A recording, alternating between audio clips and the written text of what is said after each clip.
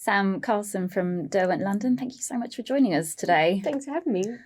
We thought it would be really good to chat to you in particular because you've got a bit of a rare perspective to bring to the carbon conversation, given your experience previously when we met, working consultancy side, and now, of course, working landlord developer side.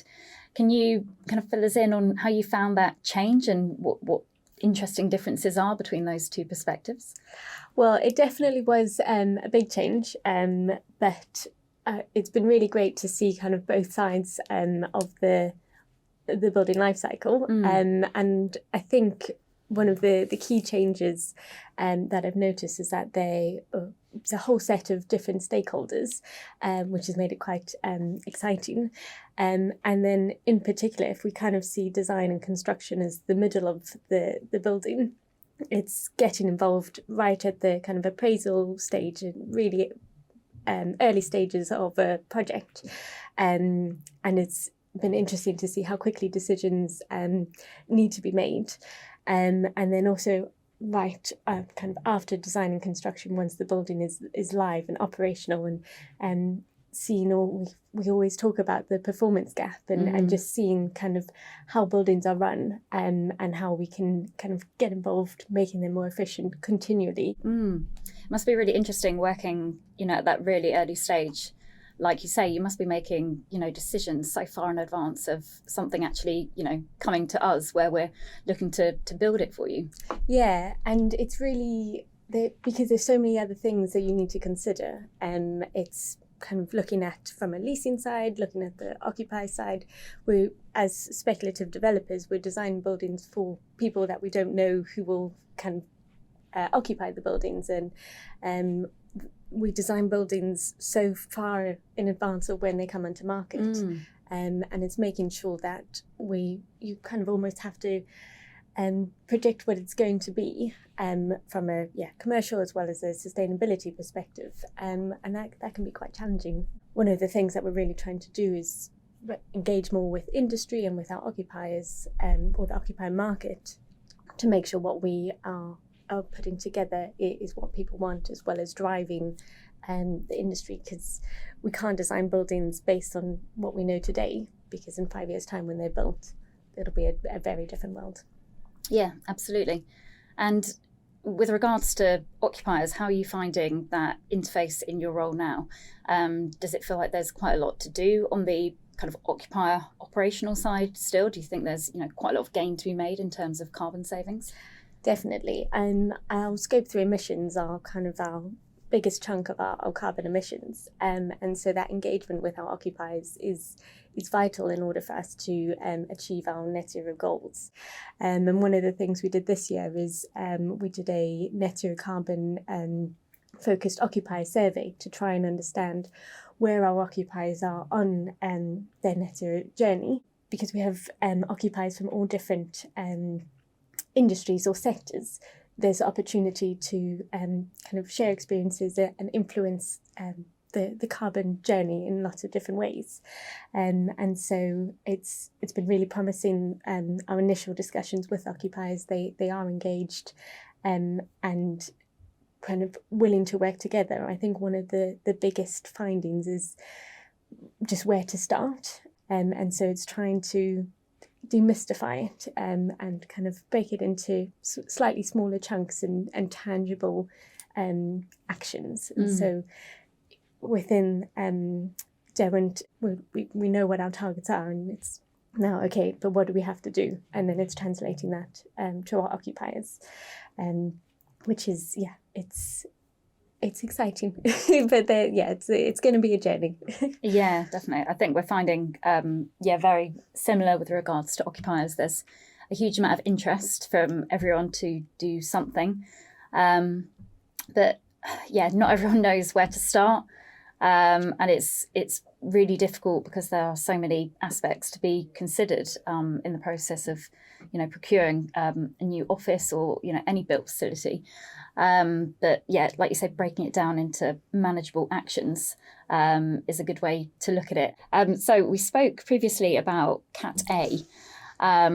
I know as a contractor, we sometimes feel, just awful to be going into a space and taking out newly installed ceilings or newly installed fan core units and completely changing things. And it feels like sometimes such waste. And a colleague the other day was mentioning about the use of virtual reality to convey, the fit out of a space and how that might appeal to then potential occupiers. Is that anything that you guys, in terms of selling your spaces, have looked into?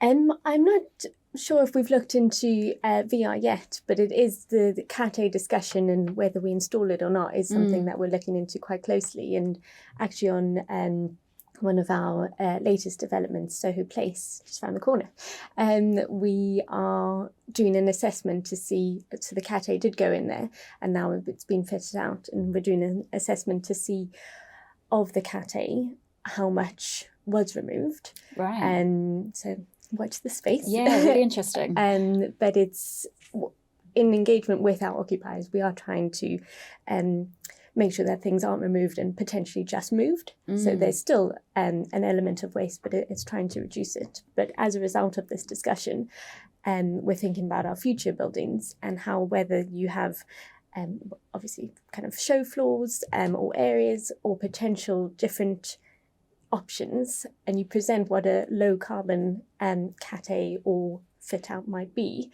and you maybe see that actually the low carbon option doesn't look that different, or different options like that, and whether it's actually mock-ups or it's VR or anything like that, is one of the options that we can explore. I think one of the kind of challenges is people are used to seeing kind of a Cat A floor when they come in, and virtual reality would be really helpful with that, because you can have lots of different settings to say, right, well, if you want it to look like this, if you want it to look like that, and essentially removing that whole element of waste. I think when we spoke before, you mentioned about if you scaled it back that much, whether that might also cause problems. Yeah, so it's always a balance, because then you are kind of relinquishing control. And one of the things that can be a challenge is on the whole metering side is who puts the meter in and then who has access to the meter, and the energy or water consumption. And we obviously need that data for our reporting, as does the occupier. And so it's making sure that if we're just doing shell and core and the occupier is doing their Cat A or Cat B, there's still that seamless transition of data, because that's crucial to, if you can't measure, you can't reduce. So we were just speaking about Scope 3 emissions and how that's a particular focus for you guys at the moment. A particular focus for us is looking at the embodied carbon side of things. Everyone wants to talk about EPDs, understand how to read them and what that means for the materials that are going into the building. How are you finding that conversation from your side? It's a huge part of our discussion, and we've actually just set some targets for our new developments, and looking at setting targets for our refurbishments as well. Oh, brilliant. Just to try and kind of encourage that the thinking, although our consultants are coming to us and everybody's talking about it. It's another section of Scope 3 that we really need to focus on. And I think one of the key challenges there is getting as you say, the environmental product declarations and the different types of materials. Some of the things that we're finding is these emerging materials or different ways of construction. And we're seeing different barriers there as well. So, for example, on cross-laminated timber, the impact that has on insurance and different things like that, and how that's now becoming a barrier. So we need to start talking with insurers and kind of expanding our echo chamber or bringing other key stakeholders onto the journey with us, that not necessarily are the initial people that you think of when you think of the construction industry. Yeah, absolutely. I was literally listening to podcast yesterday about the very same thing, the fact that we're suddenly now having to deal with people like insurance companies who we never really considered to be, part of that conversation when it came to construction, particularly with the increase in focus on fire safety. We're now having to, fight the case maybe for installation of things like, timber studs instead of metal because of the carbon benefit, but, having to balance that against all the other things that really matter to the building as well. And with your conversations with occupiers, are you finding there's much interest on operational carbon and energy use? So from our survey, I mean, over kind of 80% of the occupiers that responded, they are kind of net zero carbon, and operational energy reductions are really important to them. One of the interesting things we found is that of the measures that are already being taken, waste seems to be higher on the agenda, and I think it's kind of goes back to it might be because it's a more tangible thing.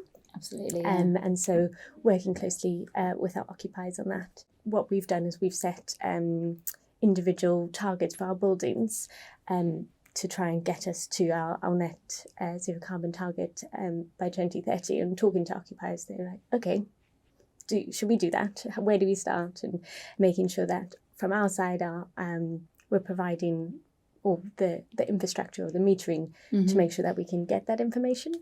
But then on the occupier side, particularly with regards to waste, we both have a role to play. So in order to be able to give them accurate waste data, for example. And so it's, that kind of back and forth is really interesting. And just going back to embodied carbon, one of the things that we're trying to do is estimate the embodied carbon of fit outs. Okay. And so initially trying to have a discussion with them to find out if this is something that they're doing, and some tenants, some occupiers are and some aren't.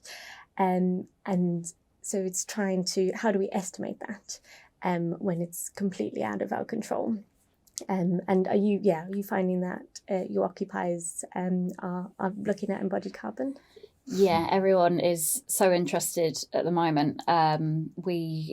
We have our own in-house tool that enables us to do embodied carbon assessments of our fit-outs, and there has been so much call for that from clients, because nobody really knows at the moment entirely what good looks like. We've had a few carbon budgets as well set by projects, and again, you have a rough idea of what might be possible. But it's so dependent on the design, the materials, the scope of the whole building. There are so many factors that will dictate whether that's a target that will be easy to reach or will be a real stretch. So everyone's learning at the moment, but being able to calculate it and build that database of information on what worked, what didn't. I was saying to a colleague the other day, she was doing a comparison exercise of all the EPDs we had for different floor finishes. And we got into this discussion about how, it's not just comparing one product to another, because actually one product might then dictate the use of other products, which also then need to be taken into account at different subfloor, which, are going to have completely different carbon emissions, for example. So it gets really complicated and really complicated really quickly. Yeah, exactly. You think you're kind of just working to this one target in terms of the embodied carbon, but the work involved in doing that in a really detailed way, which makes the results strong and meaningful. It's a difficult journey. It takes a lot of time. But there's a lot of work ahead of us in this, because the more people we talk to about it, the more people want to understand for their fit out what it looks like. So one question that we've been asking all of our guests is, what thing would you most like to change about the industry? What thing do you think would have the most powerful difference? Well, there are just so many. You can mention more than one. Yeah, but I think, and I don't know if it's a bit of a cliche one, and probably I've said it already, but I think that kind of collaboration bit, and it's such a kind of a buzzword at the moment, or has been for a long time, but I think it's really crucial, because we're all aiming for the same thing, and we're all working with similar people and doing similar things, if not slightly differently. But it's, I think, sharing those lessons with kind of each other in the industry, as well as making sure that we kind of go back and look at our own buildings, see what was done well, what could be improved next time, and that feedback loop. Because I think without that feedback loop, we're missing a trick. And so it's that collaboration and lessons learned, I think, which will help us to get to net zero. Yeah, absolutely. There's so many people in our industry doing such fantastic things. We absolutely have to share that around. There are brilliant organisations out there that are working to aid that collaboration, share the lessons learned.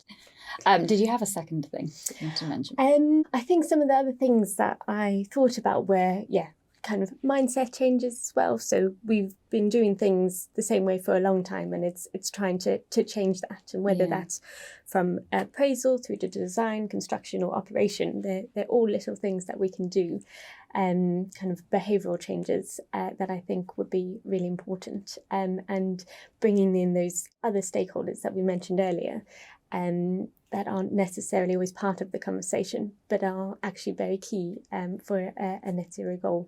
Yeah, definitely. That mindset change is such an important one. And I think in construction, for various reasons, we are sometimes guilty of being somewhat stuck in our ways. There are so many, variables to consider. And certainly we're finding there are, for example, manufacturers who are really engaged, really want to know how they can participate, how they can drive things forward. And unfortunately, there are some that are out there who still don't quite understand the value in it when they've been doing the same thing for such a long time and nobody's challenged them on it. And I think the manufacturers who do set themselves apart by, getting their product tested for VOCs or gaining an EPD or doing a life cycle assessment, I think those are the ones that are going to set themselves apart and hopefully will, win more work with developers and contractors like ourselves and be able to move us all forward. Yeah, I think you've hit the nail on the head there. Well, that's probably quite a good point to leave it at. So thank you again for joining us today. Thanks so much for having me. Can we now talk about other things? We can now talk about this is all going to be faded out, isn't it?